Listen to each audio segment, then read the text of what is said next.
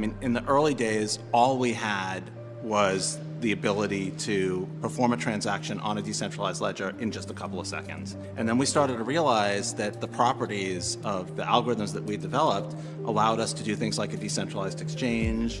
And then we had this idea of allowing people to issue assets and ideas like community credit. And we put all that together into a functional system probably in mid-2012. Why is robustness so important today with so many payment providers and financial networks that are depending on the XRP ledger?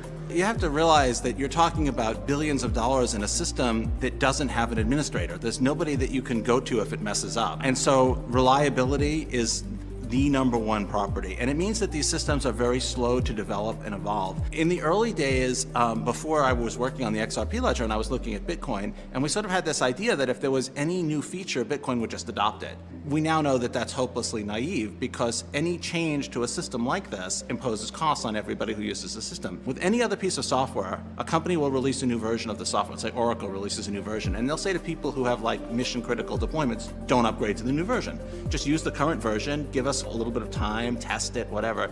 You can't really do that on a public blockchain. If the rules change, people have to run software with the new rules. If you want to ask why these systems don't move more quickly, why they don't add features on a regular basis, that's why. You've suggested changes for the XRP ledger. Can you give us an overview of what those changes are and what they might mean for the network?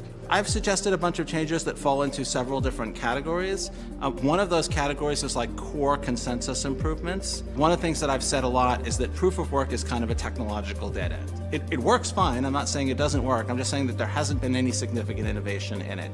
There are also changes that are in the form of new features. One of the features that I think is very exciting is a feature